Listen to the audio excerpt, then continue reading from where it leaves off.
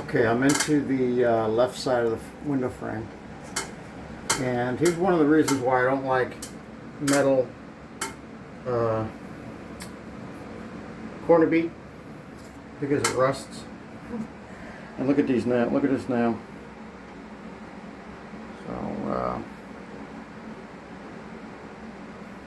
first of all, it's not. It's a smooth. It's a smooth shaft. So there's no real incentive for the nail to stick to anything. So I kind of figured these are kind of useless to me. When I used to put flooring down, we used to use a ring shank. It was called a ring shank, and it had little barbs on it, and it would bite. It would bite into the wood.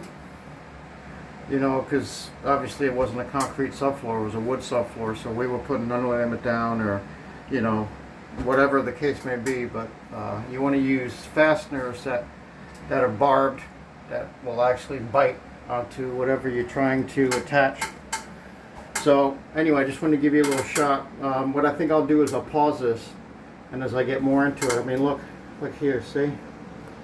That's a little bit of mold growth right there. And I've got a rusty, you know, you can just tell, like see right here, that's an old rusty nail. So how bad is it going to look? Don't know. When I get this piece of drywall off, piece of sheetrock off, I don't think the damage is severe. Like it might be moderately dry rot. You know, of dry rot, you know what dry rot is? Dry rot is consistent water damage. Like okay, so say it rains and the water seeps in, and then it stops raining and everything dries. It rains, water seeps in, stops, everything dries.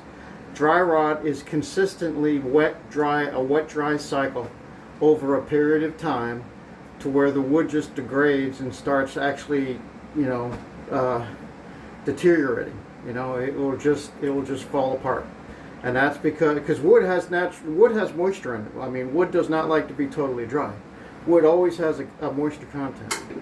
So dry rot is, like I said, just cycles of dry, wet, dry, wet, dry, wet. You know, and if you get that cycle, if you discover that cycle before it gets severely, totally dry rot, then you have a chance to repair it. So that's where I'm at with this. I don't think I'm going to discover any truly bad dry rot. But we'll see. And let me pause you, and I'll get you on the flip side. So hold on one sec. Okay, just real quick. Here's that piece of corner bead that I just took off. Right? You see that? So that doesn't happen overnight. And I'm glad I'm taking this window out. And like I said, it's another reason why I don't like metal corner bead. Now I'm sure I'll have comments, feel free, but I just don't like metal corner bead. You know, well, I know you're probably going to say, well, if a window is done right, you won't get this. Well, I agree with that. But how many times are windows done right? You know, I don't know. So you tell me. Oops, all right, hold on. Let me take this piece of sheetrock off, and we'll see what it looks like. Okay, here's something interesting. Right off the bat, I see they didn't put any caulking in this cavity right here. And I know the sun is bright, so right in between here, there's a little gap. They didn't put any caulking because that was too wide of a gap to put caulking in. So they filled it with insulation. Okay, so I give them points for that.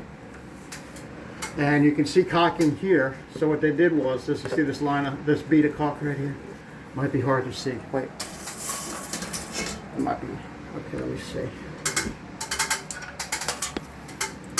Yeah, see this bead of caulk right here? So what they did with that was, after they hung the drywall, after they put that little piece of drywall, they caulked that crevice. So I can understand that. I give them points for that. That's all right. Every nail I took out was rusty, and that could be for a number of reasons. When you put the mud on, of course it's mixed with water, so that could be not necessarily because of the water damage. That just could be because of the construction method used.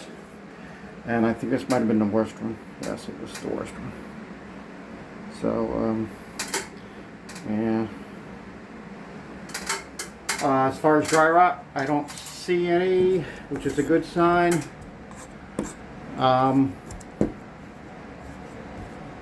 So, oops, sorry about the camera, I wasn't paying attention. So I don't see any.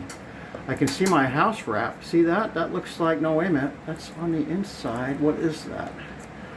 I've seen that before, and we're gonna have to see what that is. Maybe they put wrap on the inside before they put the drywall. They that's a possibility, but I'm gonna wait and see. I'm gonna take some of this down, and then I'll be able to tell what they did. But if that's the case, I mean, that's great. I'm gonna give them points for that if I see that, and I'll let you know. But this one looks pretty good, even though this looked real bad. This corner looked real bad when I first exposed it. But it's looking all right. Oh, and see, look, we have more. We have more gap of the. Oh, look at that. See?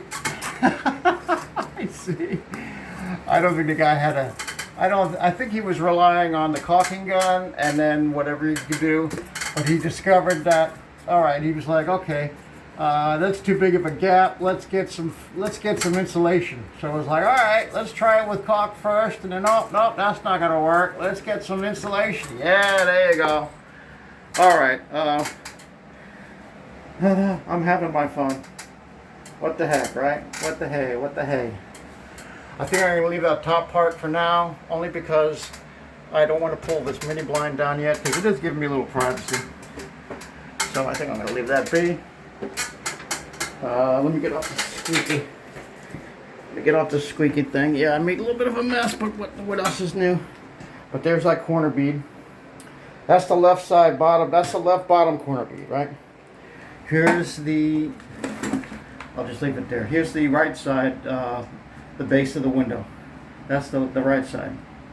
So definitely has some issues. And that's not only from mud alone. That's from, water seepage and, the moisture, the water, and the metal, the corner bead not liking that. So that's when you get rust issues and things like that. All right. So what I'll do, I'm going to end this. Because I'm feeling good about it. Now everything's exposed, so I mean, if we get a heavy rain, believe me, I'm going to be in here looking to see if I get any leakage, any seepage. Because I'm not going to be able to put this window in until I get all the stuff, all the prep things. I need to get all that stuff in. So a lot of the stuff is coming tomorrow, but the Tyvek. The wrap is not coming until, I don't know when, next week? Maybe the following week? I'm not sure. And that's going to hold me up. I can't do anything outside until I get that. I don't want to expose anything. I mean, I can fudge it. I'll put a piece of tarp on there for, temporarily until I get, but no. There's no reason for that. So I'm just going to leave it be until I get everything I need. And then I'm going to do it. I'm going to do it all in one shot. On the outside anyway. I want to get the, you want to get the outside buttoned up. I'm not worried about this per se, because it's the inside. But I want to get the outside, when I get there, I want to get that all done. Start to finish. The outside. Alright, thanks for watching. I know it's, I could just go on and on. But, you gotta look for these things. You have to, and I'm trying to, not just educate you, but just, for me, it's good for me too. Because it's just, I like to see how other tradesmen work, craftsmen work, or the lack thereof. And when I redo things, I do it, to the best of my ability, 110%. And I've always done that. It could be a character flaw, I don't know, but I've always done that. Okay. All right, that's it. I'm not telling you anything else. All right, thanks for watching. Stay tuned, and yes, there will be more to come.